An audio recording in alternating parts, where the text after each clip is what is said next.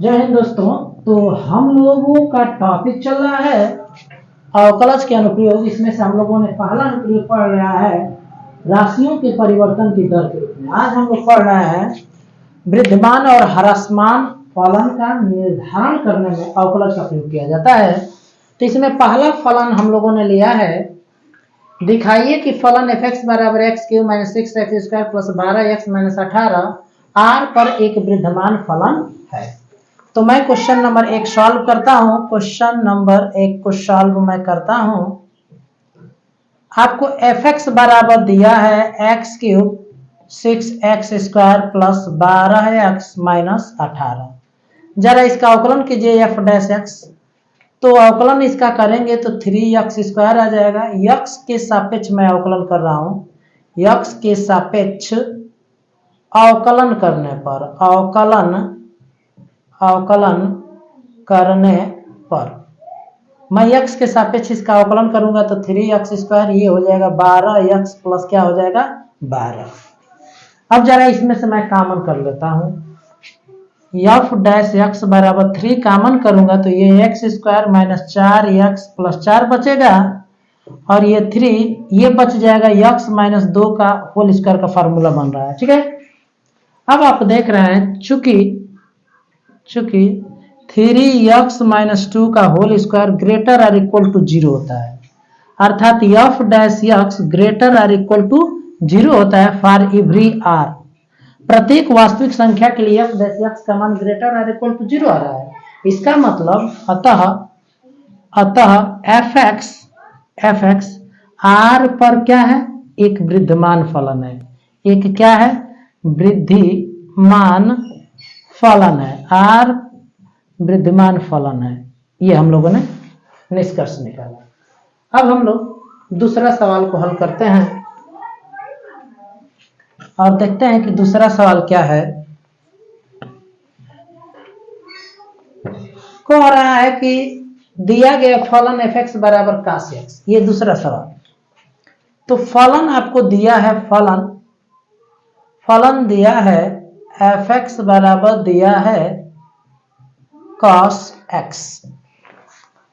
अब जरा इसका अवकलन किया जाए तो f' बराबर क्या आएगा -sin x। कह रहा है कि 0 से पाई में निरंतर ह्रासमान है।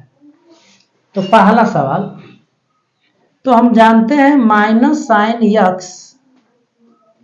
f' का मान है, f' का मान है -sin x।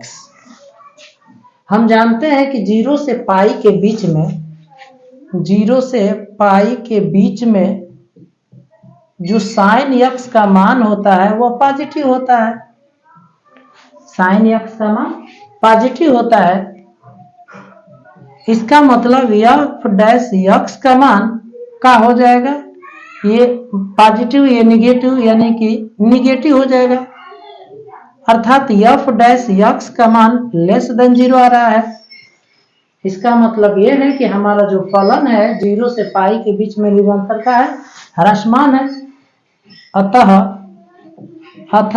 f(x) ठीक है, x बिलोंग इन 0 से पाई के बीच में के लिए क्या है, ह्रासमान है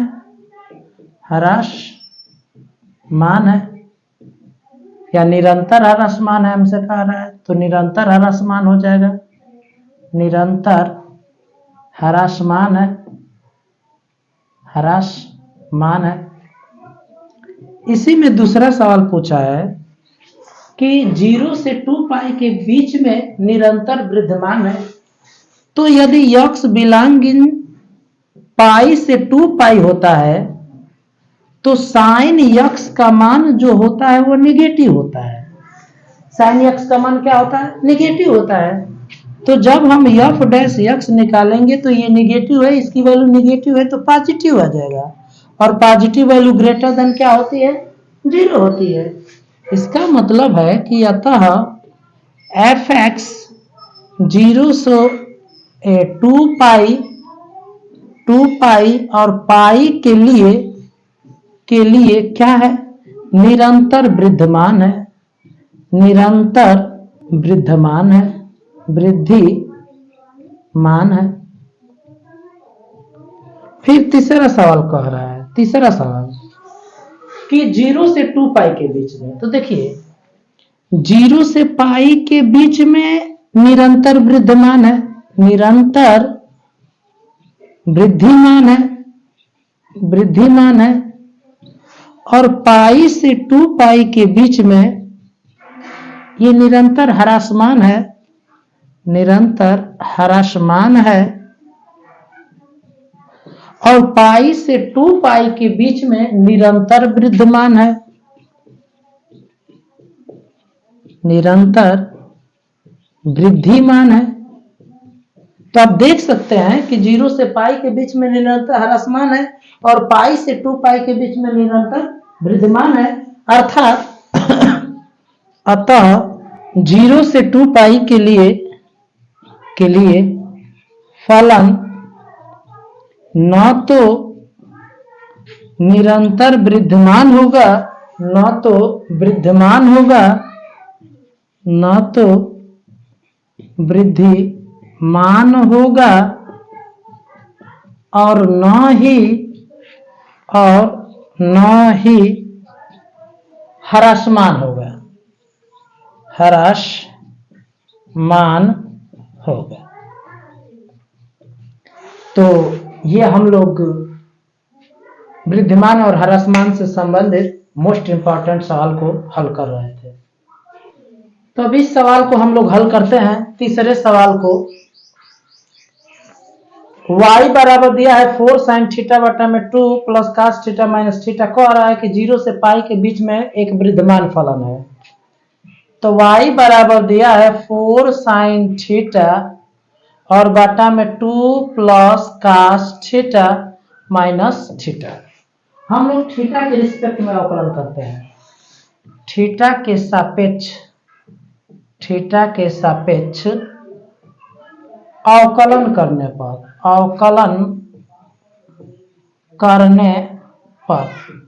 अवकलन किया जाए तो dy बाई डी थीटा बराबर आ जाएगा, ये देखिए ये हर गुणे अंश के अवकलन पर टूटेगा, तो 2 प्लस cos थीटा, और इसका अवकलन करेंगे तो 4, और साइन थीटा का अवकलन करेंगे तो cos थीटा। तो हर गुणे अंश का अवकलन माइनस अंश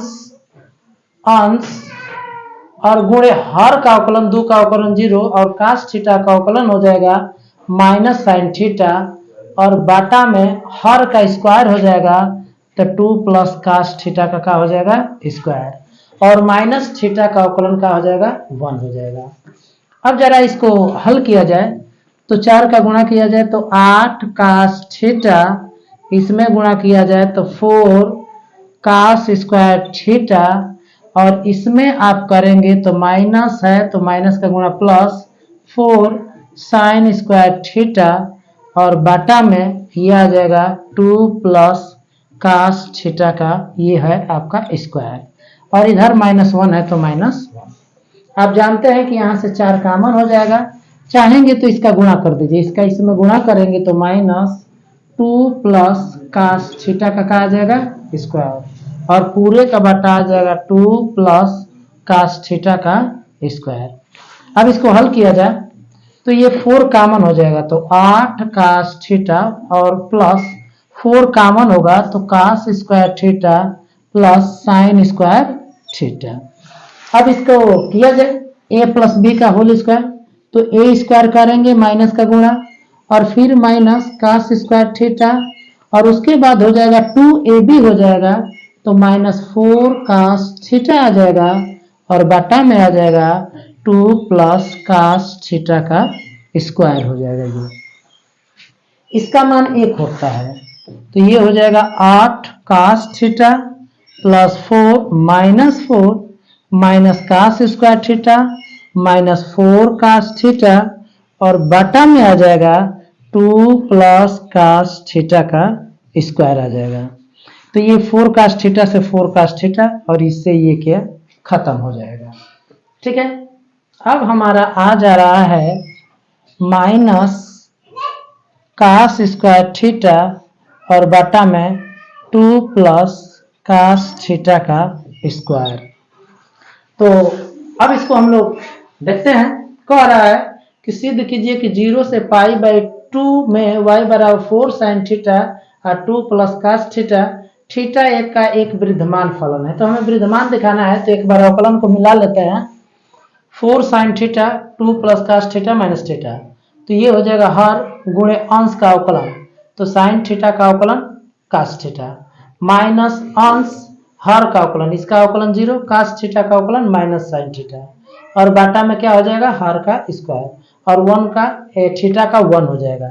अब मैं गुणा कर रहा हूं, तो 8 cos theta 4 cos square theta, ये प्लस 4, और ये माइनस का हम गुणा करते हैं, तो -4 माइनस कास स्क्वायर थीटा, और ये -4 कास थीटा, तो ये हो जाएगा आपका 8 कास थीटा, और ये 1 होता है तो 4 एकम क्या हो जाएगा 4, और ये -4 माइनस कास स्क्वायर थीटा और -4 कास थीटा। देखिए ये हम लोग गलत किए हैं, तो ये आपका क्या हो जाएगा 8 कास थीटा और -4 कास थीटा, ये घटेगा तो 4 कास थीटा आ जाएगा, और माइनस क्या आ जाएगा माइनस कास स्क्वायर थीटा आ जाएगा।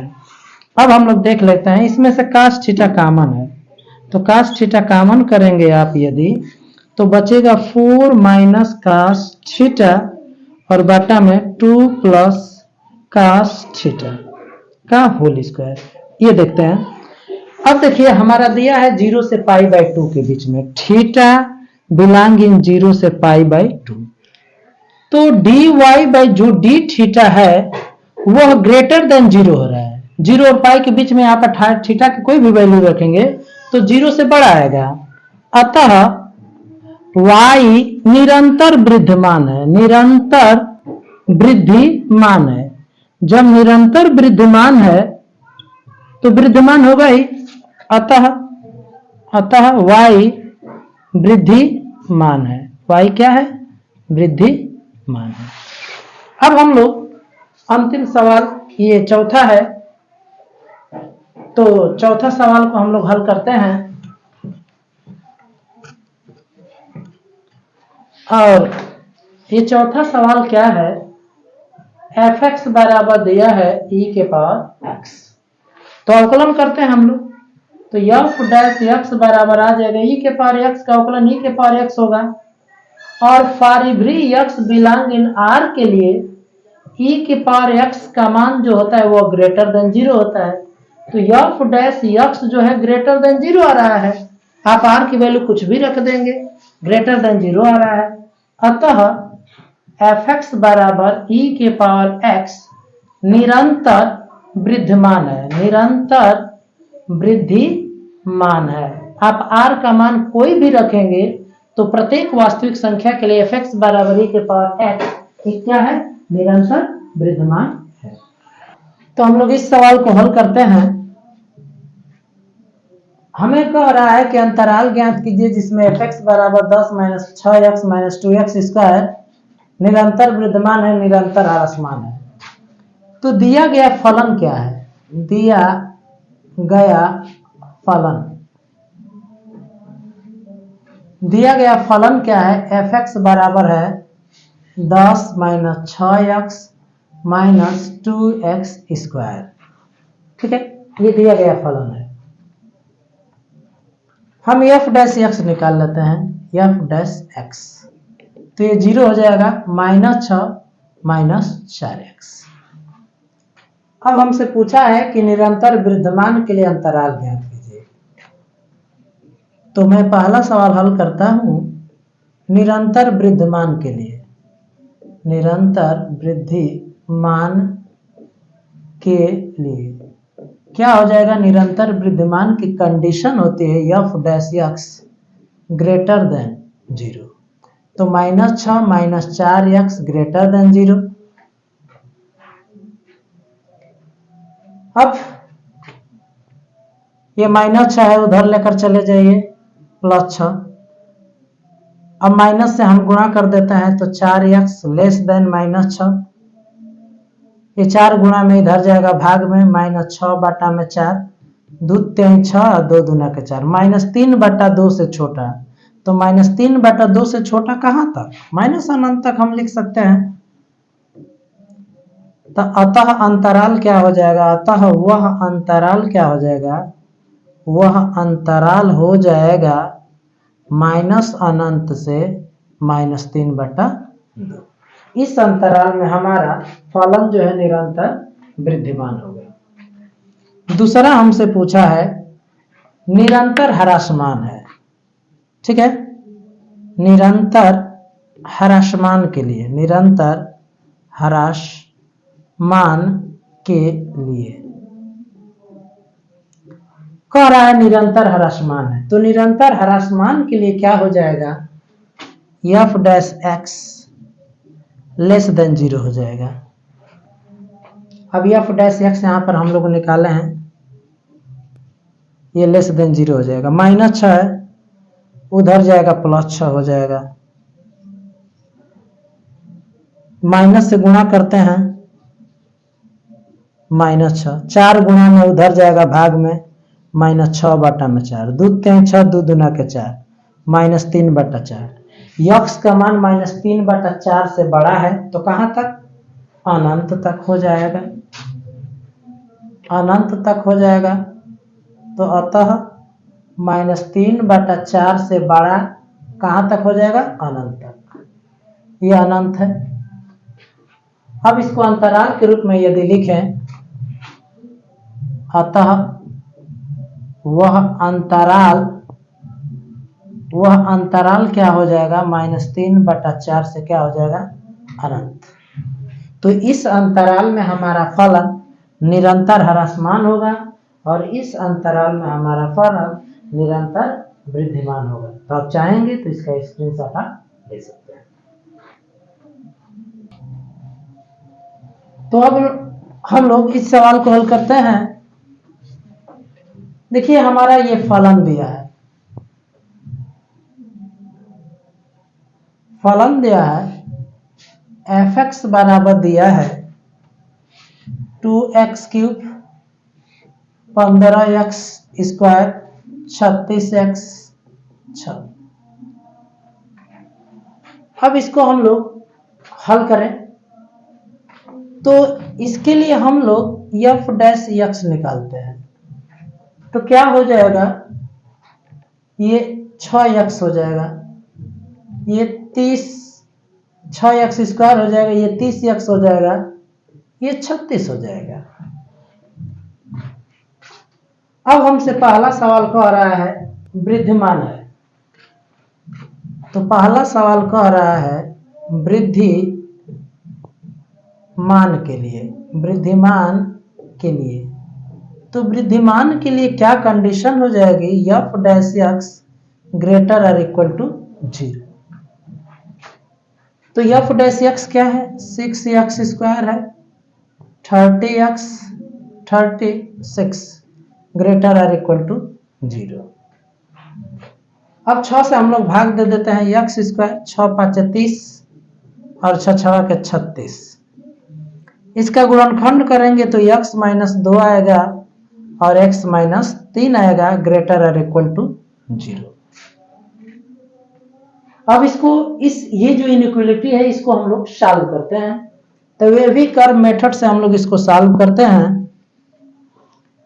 इसका क्रांतिक बिंदु हम लोग निकालते हैं। तो क्रांतिक बिंदु इसका होगा 2, x बराबर 2, ये क्रांतिक बिंदु हो जाएगा, और x बराबर 3, ये क्रांतिक बिंदु हो जाएगा। इधर अनंत पड़ेगा, इधर माइनस अनंत। अब हम लोग देखते हैं कि इसका सॉल्यूशन कहाँ है। तो एक बार 2 से छोटा लेकर देखते हैं, 0 लेकर देखते हैं, 0 रखेंगे तो -2 -3, ठीक है, सॉल्व हो जा रहा है, सेटिस्फाई कर रहा है, अर्थात ये सॉल्यूशन होगा हम लोगों का, ये सॉल्यूशन होगा। अब 2 और 3 के बीच में हम लोग लेते हैं, 2 और 3 के बीच में हम लोग लेते हैं, 2 से छोटा लेंगे, 2 और 3 के बीच में लेंगे। तो 2 और 3 के बीच में आपकी संख्या होती है 1.5। अब 1.5 यदि हम इसमें रखते हैं 1.5, तो ये नेगेटिव आएगा, 1.5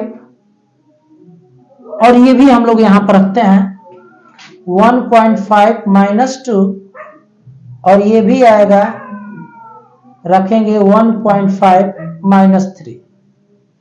तो आप देख सकते हैं ये भी निगेटिव आएगा -0.5, ये भी आएगा निगेटिव 1.5 और मल्टीप्लाई करेंगे तो प्लस, अर्थात ये भी सॉल्यूशन हो जाएगा इसका ये सॉल्यूशन हो जाएगा। तो हमारा जो सॉल्यूशन है यहां भी है और यहां भी है।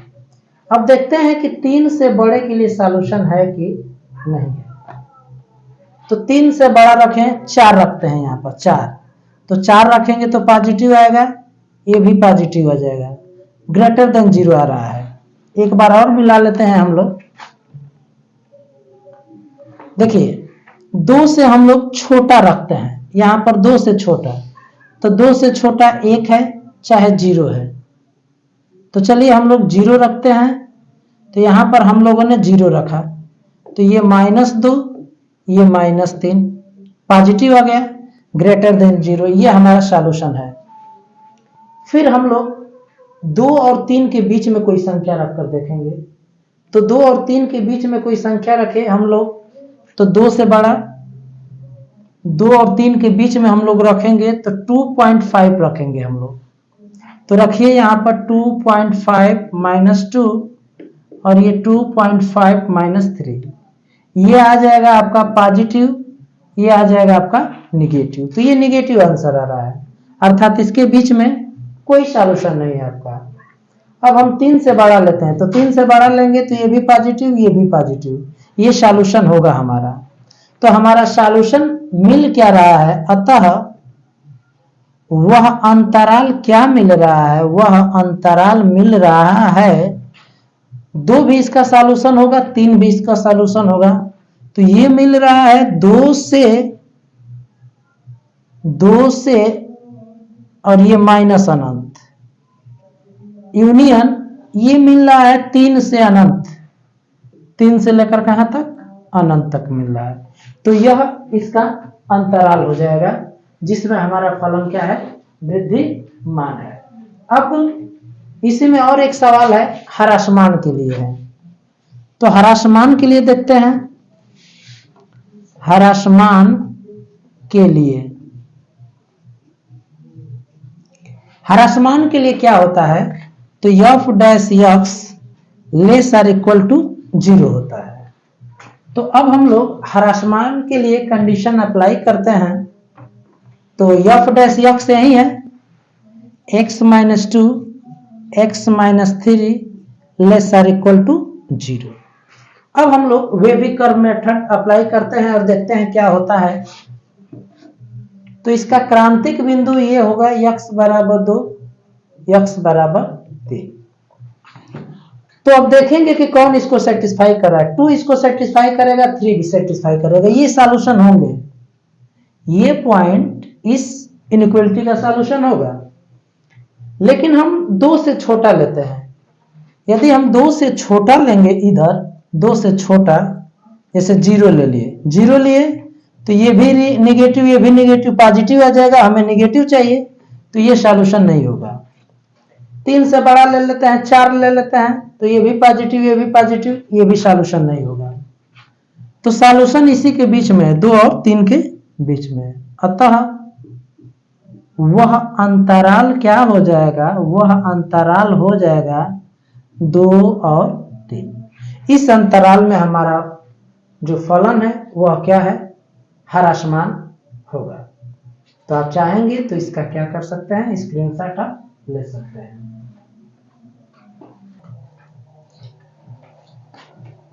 अब हमारा ये सवाल है, कह रहा है कि अंतराल इसको 2 उप अंतरालों में विभाजित कीजिए जिसमें ये फलन विद्यमान है और ह्रासमान है।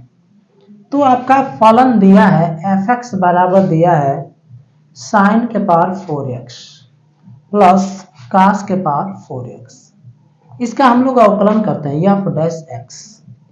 तो इसका अवकलन करेंगे तो 4 sin क्यूब x और sin x का होगा cos x। इसका अवकलन करेंगे तो 4 cos क्यूब x और cos क्यूब का करेंगे तो माइनस साइन x। हम देख रहे हैं कि कॉमन है, 4 sin x कॉमन है और cos x कॉमन है, तो यहां से बचेगा साइन स्क्वायर x और ये बचेगा माइनस cos स्क्वायर x। अब इसको मैं 2 इंटू 2 साइन x और cos x लिख लेता हूं। इसमें से मैं माइनस कॉमन कर लिया तो ये प्लस हो जाएगा, ये minus cos square x minus sine square x। ये साइन 2x का फार्मूला है, माइनस 2 साइन 2x और वह cos 2x का फार्मूला है। फिर आप देख सकते हैं 2 साइन थीटा cos थीटा, फिर साइन 2x का फार्मूला हो गया तो माइनस ये हो जाएगा साइन 4x। अब कह रहा है कि वृद्धिमान है, वृद्धिमान के लिए क्या हो जाएगा, वृद्धिमान के लिए हो जाएगा आपका f डैश x ग्रेटर और इक्वल टू 0।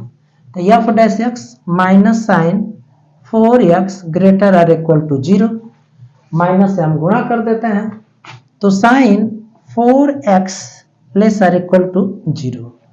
अब हमारा साइन का मान 0 से कम कब होता है, निगेटिव कब होता है, जब हमारा यह जो थीटा है यानी कि जो 4x है वह क्या होना चाहिए, पाई से अधिक होना चाहिए और 2 पाई से क्या होना चाहिए, छोटा होना चाहिए, तब जाकर हमारा जो साइन है वो निगेटिव होगा।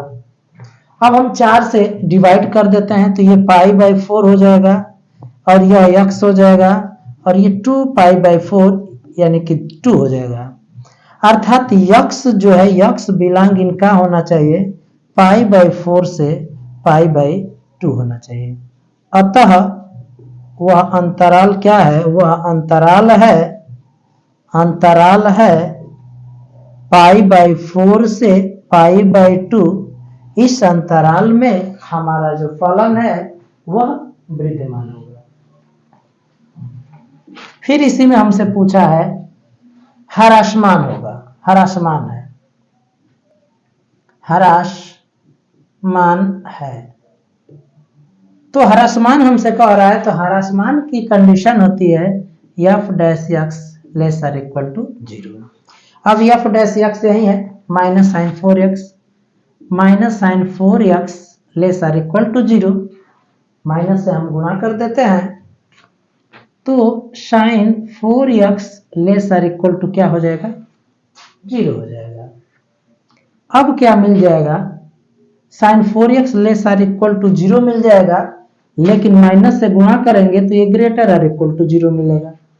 अब साइन का मान 0 या 0 से अधिक कब होता है, जब थीटा का मान जो है यानी कि 4x वो 0 से अधिक होता है और पाई से क्या होता है, कम होता है, कम मिलता है। अब पुनः 4 से डिवाइड करें हम तो ये 0/4 और यह x और ये पाई बाई 4।